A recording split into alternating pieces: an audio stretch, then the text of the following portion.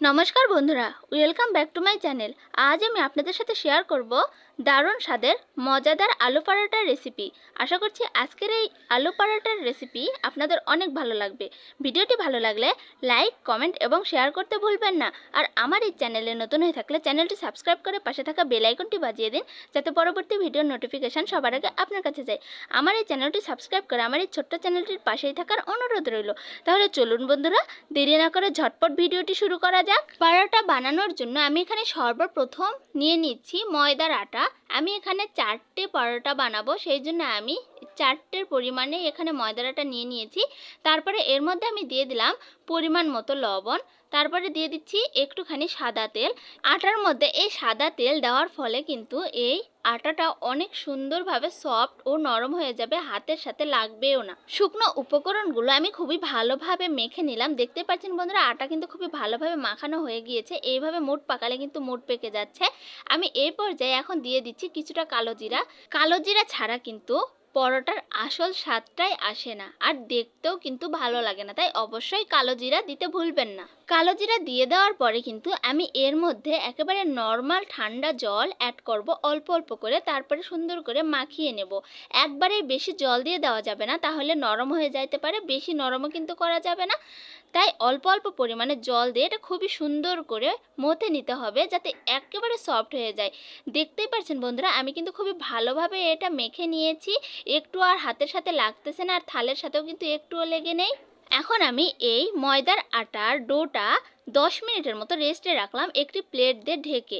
আর এখানে আমি এই পরোটা বানানোর জন্য কি কি ব্যবহার করব তা আপনাদের দেখিয়ে দিচ্ছি। দেখতেই পাচ্ছেন বন্ধুরা, এখানে আমি নিয়ে নিয়েছি দুটো বড় বড় সাইজের আলু, সিদ্ধ করে একেবারে ছেনে ফিনিশিং করে নিয়েছি, একটুও যাতে গোটা না থাকে, তাহলে কিন্তু পরোটা ভালো হবে না। আর এখানে নিয়েছি কিছু ধনিয়া পাতা, কাঁচামরিচ, পেঁয়াজ, তারপরে নিয়েছি দুটা সিদ্ধ করা কাঁচামরিচ, তারপরে দিয়ে দিলাম একটুখানি লবণ।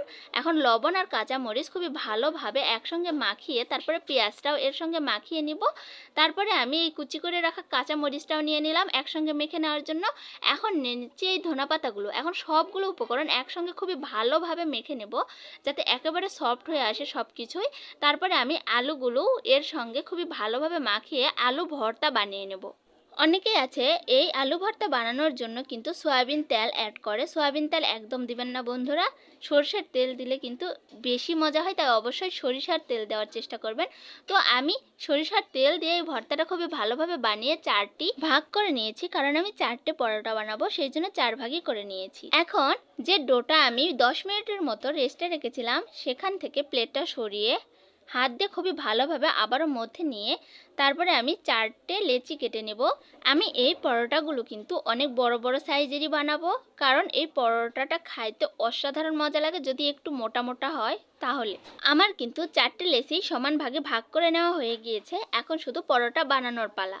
আলু পরোটা বানানোর জন্য সর্বপ্রথম একটি রুটি বলনা নিয়ে নিতে হবে, তারপরে একটি ডো এর উপরে নিয়ে ছোট্ট একটু করে রুটিটা বেলে নিতে হবে, যাতে আলু সিদ্ধটা এর মধ্যে বসাতে পারি।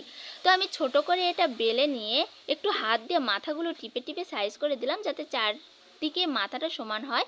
তারপরে এর মধ্যে দিয়ে দিলাম আলু ছানার ডোটা। দেওয়ার পরে আমি মুখটা কত ভালোভাবে বন্ধ করে দিচ্ছি তা আপনারা দেখতেই পাচ্ছেন। এমনভাবে বন্ধ করতে হবে যাতে আলু ভর্তাটা না বের হয়ে যায়। তারপরে হাত দিয়ে এরকম আস্তে আস্তে টিপে বেলনার সাহায্যে একটু বড় সাইজ করে এটা বেলে নিতে হবে। এমনভাবে বেলে নিতে হবে যাতে আলু ভর্তাটা না বের হয়ে যায়। যদি এটা জোরে চাপ দিয়ে বেলা হয় তাহলে কিন্তু আলু ভর্তাটা বের হয়ে যাইতে পারে, তাই অবশ্যই খুবই ধীরে ধীরে সতর্ক অনুসারে এটা বেলে নিতে হবে। তো দেখতেই পাচ্ছেন বন্ধুরা, আমার কিন্তু এই আলু পরোটা বানানো হয়ে গিয়েছে। এখন শুধু ভেজে নেওয়ার পালা। তো ভেজে নেওয়ার জন্য আমি চুলায় একটি তাওয়া বসিয়ে এর মধ্যে দিয়ে দিলাম কিছুটা পরিমাণে সাদা তেল। এখন খুবই ভালোভাবে নাড়াচাড়া করে দিয়ে এর উপরে আমি পরোটা দিয়ে দিলাম। তারপরে হাত দিয়ে একটু ঘুরিয়ে দিলাম যাতে চারদিকেই পরোটার তেলটা ভরে যায়। তারপরে আমি একটি খন্তার সাহায্যে পরোটাটা উল্টিয়ে দিলাম। 3 থেকে 4 মিনিট সময় নিয়ে হালকা মিডিয়াম লো আছে কিন্তু এই পরোটাটা আমি ভেজে নেব। চুলার আঁচ কিন্তু একদম বাড়ানো যাবে না। যদি বেশি আঁচে এই পরোটা আমি ভাজতে যাই তাহলে কিন্তু উপরে খুব তাড়াতাড়ি পুড়ে যাবে আর ভিতরে কাঁচা কাঁচা থেকে যাবে। তাই অবশ্যই একদম 3 থেকে 4 মিনিট সময় নিয়ে খুবই আস্তে আস্তে এই পরোটাটা উল্টিয়ে পাল্টিয়ে ভাজতে হবে। দেখতেই পাচ্ছেন বন্ধুরা, এই পরোটা কিন্তু খুবই সুন্দরভাবে ফুলে গিয়েছে। ব্যাস বন্ধুরা, দেখতেই পাচ্ছেন পরোটাটা কিন্তু খুবই ভালোভাবে ভেজে নেওয়া হয়ে গিয়েছে। এখন আমি এই পরোটাটা উঠিয়ে নেব।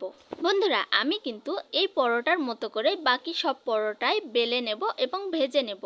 তো যারা একেবারে নতুন পরোটা বানায় কি করে এটা জানেন না, তারা যদি আমার এই ভিডিওটি ফলো করে এই আলু পরোটার রেসিপিটা বানিয়ে নেন, আশা করছি অনেক ভালো আর পারফেক্টভাবে বানাতে পারবেন। খেয়ে অবশ্যই সবাই প্রশংসা করবে। তো বন্ধুরা, আপনাদের সাথে কথা বলতে বলতে কিন্তু আমার সবগুলো পরোটাই ভেজে নেওয়া হয়ে গিয়েছে। দেখতেই পারছেন কতটা সুন্দর লাগছে দেখতে আর কতটা লোভনীয় হয়েছে এই আলু পরোটার রেসিপি, আর কতটা মসৃণ আর সফট হয়েছে। আমি একটি পরোটা আপনাদের ছিঁড়ে দেখাচ্ছি। তো বন্ধুরা, ভিডিওটি আপনাদের কাছে কেমন লাগলো তা অবশ্যই কমেন্টে জানাবেন। ভিডিওটি শুরু থেকে শেষ পর্যন্ত দেখার জন্য আপনাদের অসংখ্য অসংখ্য ধন্যবাদ। দেখা হচ্ছে পরবর্তী ভিডিওতে এরকমই কোনো নিত্য নতুন রেসিপি নিয়ে। ততক্ষণ পর্যন্ত ভালো থাকুন, সুস্থ থাকুন। টাটা বন্ধুরা।